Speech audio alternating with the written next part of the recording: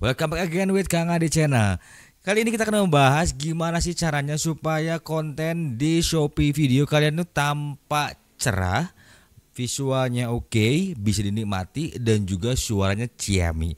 Sekaligus akan menjawab pertanyaan yang ada di sini ya. Dua pertanyaan ini nih yang kebetulan baru aja masuk, baru aja saya baca. Jadi kalau saya jelaskan secara tertulis pastinya bakalan ribet banget dan banyak banget, bahkan bisa panjang banget jawabannya. Nah, sebelum dilanjutkan jangan lupa like, subscribe dan juga nyalakan loncengnya biar kamu gak ketinggalan konten-konten terbaik dari channel ini. Dan jangan lupa bantu channel ini berkembang supaya teman-teman semua bisa tetap mendapatkan hasil dari riset-riset ya yang saya lakukan. Nah, sebelumnya kita masuk ke intro dulu.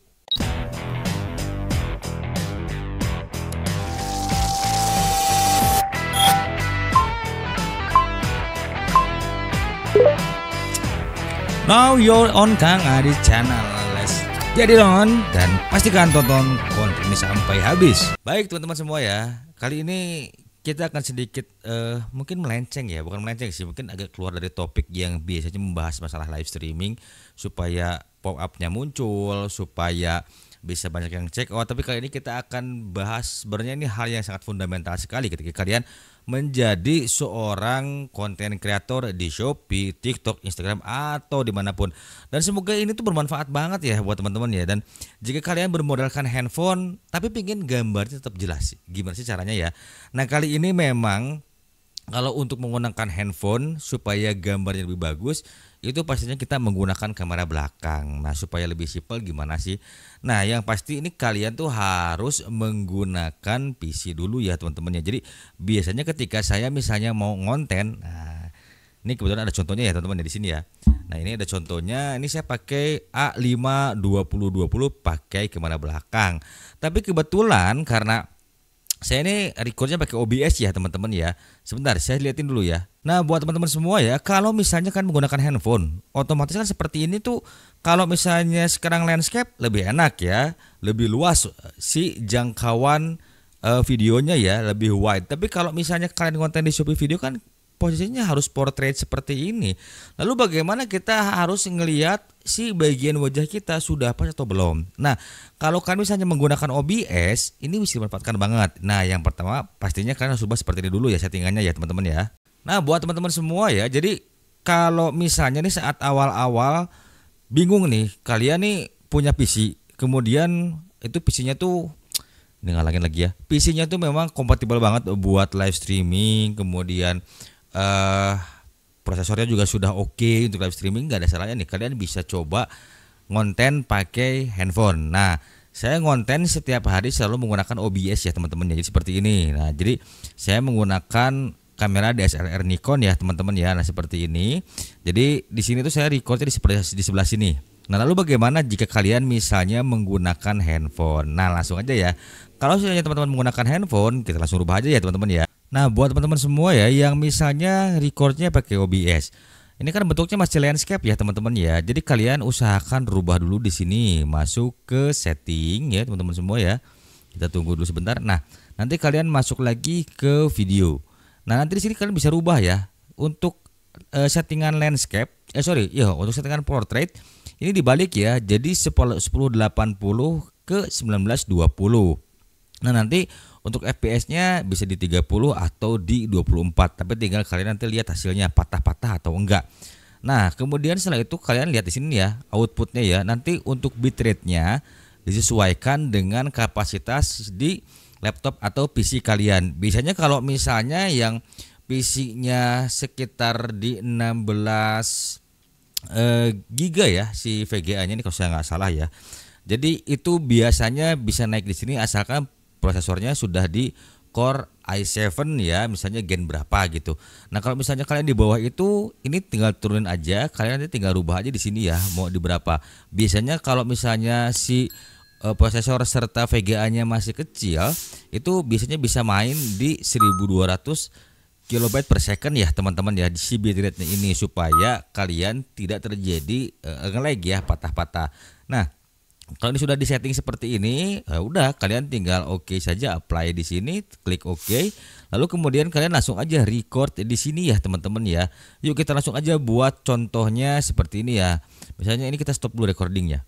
Nah buat teman-teman semua ya, ini adalah hasil rekaman menggunakan kamera belakang dari handphone kalian ya. Jadi ini saya menggunakan kamera belakang dari Oppo A5 2020. Nah jika kalian misalnya menggunakan OBS itu enaknya kita bisa ngontrol dari PC sebelah sini ya teman-teman ya. Jadi kalian nggak perlu pusing-pusing lagi tuh harus ngeceng-ngeceng pakai misalnya tiang atau boneka supaya si angle kalian dapat. Nah kalau tadi kita sudah bahas ya gimana caranya kita membuat gambar yang bagus di Shopee Video. Kemudian kita mengakalinya dengan kamera belakang dan OBS yang ada di laptop atau PC kita, menyesuaikan dengan spek yang kita miliki ya teman-teman ya. Lalu apakah cukup Kang setelah visualnya bagus hanya di situ saja kita bertahannya? Tidak. Tentunya ini akan berhubungan dengan audio karena 3 poin yang sangat dibutuhkan itu ketika kita menjadi seorang content creator. Yang pertama itu jelas kita butuh lighting. Kenapa kita butuh lighting? Kalau misalnya kamera kalian nih misalnya si resolusinya masih rendah ya, misalnya 16 megapiksel, kemudian ya antara segitulah ya. Biasanya kan gambarnya terlihat buram ya teman-teman ya, atau mungkin dibilang burik. Nah, kalian bisa akali yang namanya lighting ya teman-teman ya. Jadi untuk lightingnya seperti ini ya teman-teman ya. Nah ini adalah lighting yang saya gunakan ya teman-teman ya. Jadi kita pasti butuh lighting di kedua sisi ya.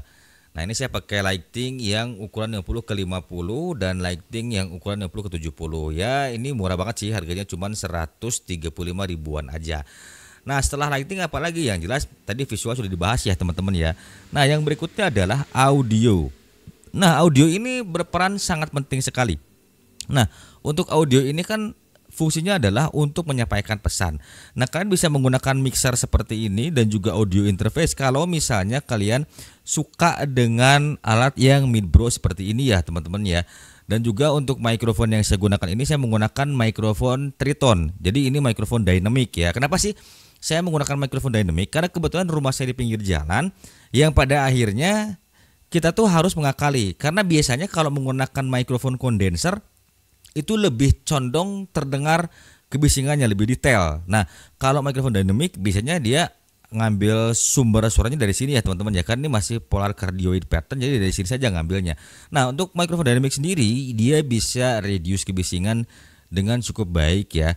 Berbeda sekali kalau misalnya menggunakan kita membangun studio pasti hasilnya akan lebih maksimal lagi. Nah, untuk ngakalinnya ketika misalnya rumah kalian di pinggir jalan itu jangan gunakan mikrofon kondenser ya teman-teman ya. Nah atau kalian bisa menggunakan DAW ya. Jadi DAW seperti ini digunakan lagi misalnya noise-nya terlalu tinggi ya kalian bisa edit lagi tuh menggunakan noise gate. Kemudian nanti diatur-atur lagi ya di EQ lagi supaya si audio kalian itu terlihat bagus atau terdengar bagus ya. Terlihat bagus ya, terdengar bagus. Nah lalu apa aja sih Kang yang dibutuhkan lagi ketika misalnya kita sudah seperti ini? Yang jelas sebetulnya teman-teman semua ya, ketika kita ngonten dimanapun visual, lighting dan audio itu sudah menjadi satu kesatuan yang tidak bisa dipisahkan. Jadi mengakalinya kalian nggak perlu pakai gear yang mahal-mahal atau kalian misalnya mau menggunakan kamera DSLR seperti yang saya punya ini ya teman-teman ya. Nah, jadi sebentar saya coba perhatikan teman-teman ya. Nah ini saya menggunakan Nikon D3100 ya teman-teman ya. Nah jelas nggak? Nah ini ya saya menggunakan D3100. Ini tuh harganya murah ya sekarang ya, hanya 1,7 aja. Lensanya saya pakai lensa 35 ke 70 mm ya teman-teman. Dan saya ambil ini saya koneksikan dengan OBS seperti ini dan kemudian menggunakan kabel HDMI ya teman-teman ya. Dan di sini juga menggunakan HDMI capture. Nah jadi kalau misalnya kalian ada budget lebih tuh ya kalau beli iPhone kan belasan juta ya. Kalau misalnya kita investasi kamera seperti ini kameranya sekarang tuh sekitar 1,7 jutaan. Dan untuk lensanya yang Nikkor ini sekitar 2 jutaan ya. Sekitar investasi di 3,7 jutaan tuh udah dapat hasil yang seperti ini. Nah ini ya kurang lebih hasilnya seperti ini ketika kalian menggunakan Nikon D3200 dengan lensa 30 mm dari Nikkor ya teman-teman ya. Jadi sebetulnya kalau menurut saya sih untuk kita entry level yang memang baru terjun di YouTube ataupun misalnya kalian ngonten di TikTok atau dimanapun kalian bisa gunakan kamera ini ya. Meskipun memang kalau menggunakan DSLR agak ribet ya, kita harus ngatur white balance-nya, kemudian aperture-nya juga ya teman-teman ya. Kemudian ISO-nya juga supaya mendapatkan hasil yang pas. Karena saya pun untuk mendapatkan hasil seperti ini tuh terus terang aja masih lihat tutorial-tutorial di YouTube ya teman-teman ya. Dan banyak banget sih di YouTube sendiri yang menjelaskan bagaimana cara kalian untuk membuat konten dengan menggunakan DSLR. Nah, kalau untuk dipakai live streaming Nikon D3200 ini tuh masih belum mumpuni ya, karena setengah jam sekali dia akan mati sendiri karena belum ada settingan yang nggak mati live view-nya, dan itu yang jadi masalah ya. Dan di beberapa konten pun ada yang mengatakan bahwa itu bisa live cukup panjang, tapi kebetulan saya sendiri belum pernah coba dan saya sih orangnya nggak mau ribet ya. Saya istilahnya melihat kapasitas kamera saya di sini ya sudah. Nah, jadi kesimpulannya adalah teman-teman semua ya. Jadi kalian ketika buat konten di Shopee Video, yang pertama kalian bisa akali menggunakan kamera belakang seperti ini, menggunakan holder seperti ini atau menggunakan tripod dan disandingkan dengan OBS ya teman-teman ya.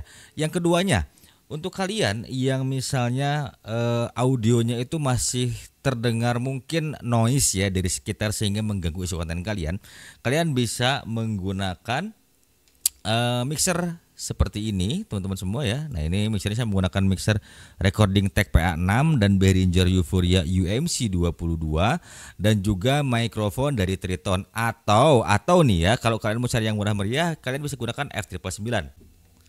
Nah, misalnya kalian bisa menggunakan F999 seperti ini, ditambah juga misalnya mikrofon BM800 ya teman-teman ya. Memang untuk kualitas suaranya tidak akan sebagus ini ya teman-teman ya. Kalau dicek di DAW itu ini masih 8 bit ya. Kalau misalnya saya menggunakan Recording Tech PA6 itu bisa keluar di 24 bit ya, apalagi ditambah dengan Behringer Euphoria UMC22. Lalu berapa sih nilai investasinya kalau kalian misalnya mau pakai mixer dan juga mau pakai audio interface? Untuk Behringer sendiri sekarang dibanderol di harga Rp1.090.000, dan kemudian untuk Recording Tech PA6 itu dibanderol seharga Rp1.380.000. Untuk mikrofonnya murah banget, nggak sampai sejutaan, ini cuma 890.000-an aja ya. Dari dengan kabel-kabel total sekitar 4 jutaan lah teman-teman ya. Jadi memang kalau kita kalkulasi semuanya bisa habis 10 jutaan ya. Tapi sepertinya simpel aja deh. Kita sebelum menghasilkan cuan yang besar, kalau teman-teman mau langsung investment beli alat yang mahal sekalian nggak ada masalah. Tapi kalau buat teman-teman yang masih misalnya terbatas budgetnya, kalian bisa menggunakan ini, harganya cuma 220.000-an aja. Kemudian ditambah juga mikrofon BM800. Kita lihat lagi ya contohnya ya. Nah, ini mikrofon BM800 ya. Misalnya BM800 ini dari Mixio harganya cuma 150.000-an aja ya, sudah dengan stand holdernya. Kebetulan ini saya pakai yang Takara ya, karena Takara ini bisa nahan beban sampai 1 kg. Jadi intinya teman-teman semua, bukan hanya masalah gear saja, yang paling utama adalah ide konten, konsepnya. Setelah itu baru kalian pertimbangkan gear. Yang terpenting kalian juga tidak bisa melepaskan 3 poin penting ini: lighting, visual, dan juga audio ya teman-teman ya.